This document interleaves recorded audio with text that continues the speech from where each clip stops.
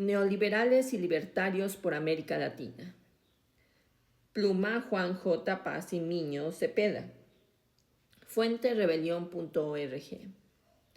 El liberalismo económico del que Adam Smith es su fundador no se afianzó en América Latina. Sin embargo, a fines del siglo XX adquirió importancia el neoliberalismo y en el presente el anarcocapitalismo o libertarianismo.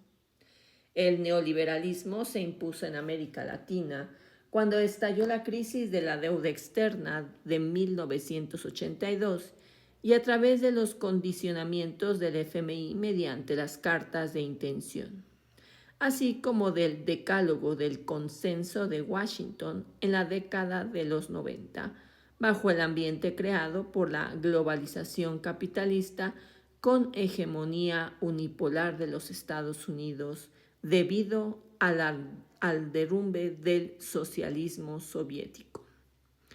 El origen del neoliberalismo se halla en los fundadores de la Sociedad Mont-Pelerin, impulsada por Friedrich Hayek, y entre los que cabe mencionar a Ludwig von Mises, ideólogo de la escuela austriaca y maestro de Hayek, y Milton Friedman, padre de la escuela de Chicago y más tarde Premio Nobel de Economía, e inspirador de los gobiernos de Ronald Reagan y Margaret Thatcher, así como de los Chicago Boys, que asesoraron el régimen de Augusto Pinochet para implantar a sangre y fuego el neoliberalismo en Chile.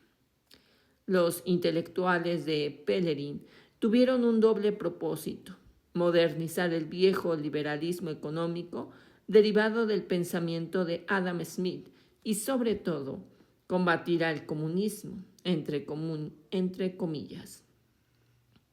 Los radicales del grupo también se lanzaron contra las ideas de J. M. Keynes, quien reconocía el papel del Estado en la economía.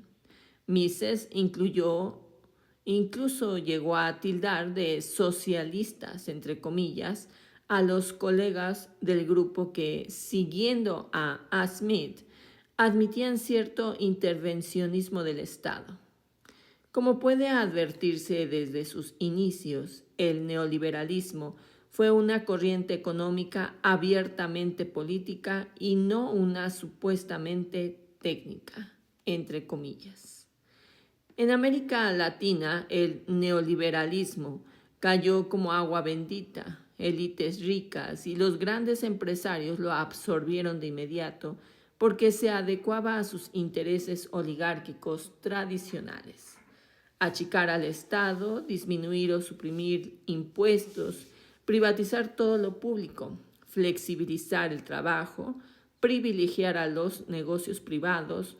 Hay centenares de estudios académicos e informes de las instituciones internacionales como la CEPAL, el BM y hasta el FMI que permiten comprobar que durante las décadas finales del siglo XX y con los gobiernos que en el siglo XXI han seguido su ideología, el neoliberalismo solo ha provocado una acelerada modernización capitalista de la región con extraordinaria concentración de la riqueza, debilitando capacidades estatales, minando las condiciones de vida y trabajo de las poblaciones y fortaleciendo el control del poder en el Estado por los propietarios del capital o sus representantes políticos.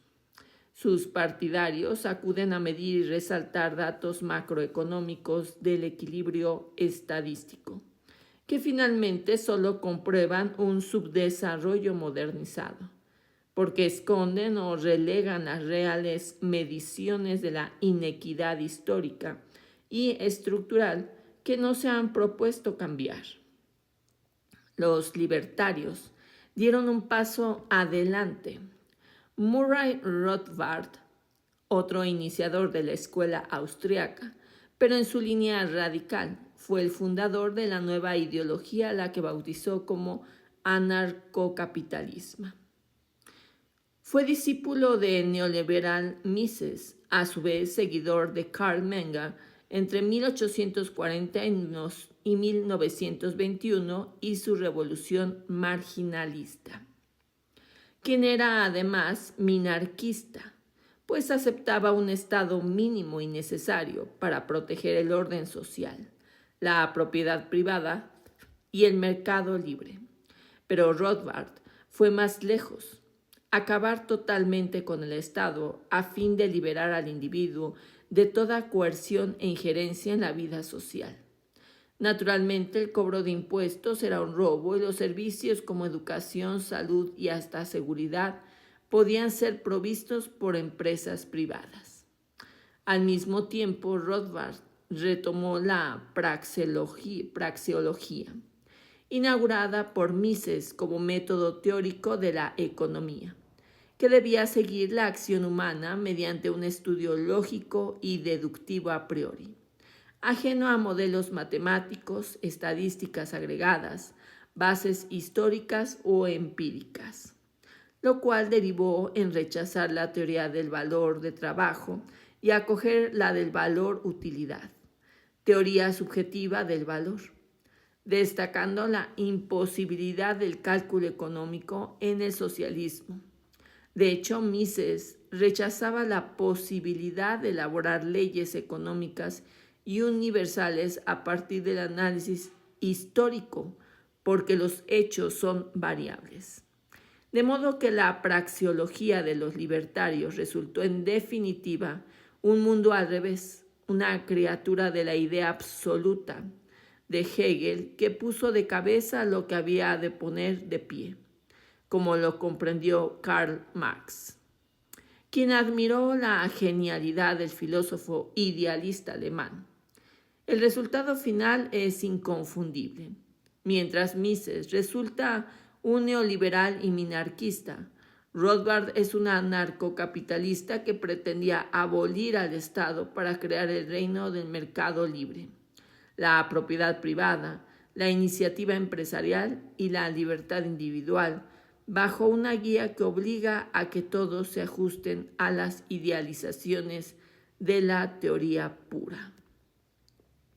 Si bien el neoliberalismo fue a fines del siglo XX una ideología de moda apropiada para las clases dominantes de América Latina y que tuvo alcances mundiales, en ningún país, ni en Estados Unidos y peor en Europa, se han aplicado las ideas de retiro total del Estado, y a ningún país se le ha ocurrido implantar el anarcocapitalismo. No hay época histórica en la cual este reino haya existido. Javier Milei en Argentina es el primer presidente de un país convertido en espacio de experimento libertario. Suele destacar a Rothbard como gran profesor de la abolición del Estado y a Mises como el mayor economista. De paso, Milei bautizó como Murray a uno de sus perros y los otros son Milton, Robert y Lucas, como homenaje a sus economistas favoritos. Igualmente, bajo una interpretación revisionista de la historia, he sostenido que Argentina vivió la Edad de Oro desde la Constitución de 1853 hasta 1930, teniendo como figura inspiradora a Juan Bautista Alberdi y como ejemplo el modelo agroexportador y liberal que mantuvo el mayor crecimiento del país. Algo parecido también podría decirse de Ecuador durante su primera época plutocrática, entre 1912 y 1925, con Estado al servicio de la empresa privada, hacienda pública raquítica, crecimiento por la agroexportación del cacao, sin impuestos directos ni banco central, nada de redistribución de la riqueza y sin código del trabajo. Libertad pura, pero con dominio. Hoy los anarcocapitalistas dicen que los cambios se verán solo en las próximas generaciones. Pero mientras tanto apelan al sacrificio de las actuales, el precio social de semejante dolor es visible a bien en Argentina como en Ecuador. Contrariando todo tipo de praxeología, la historia de América Latina comprueba que la libertad económica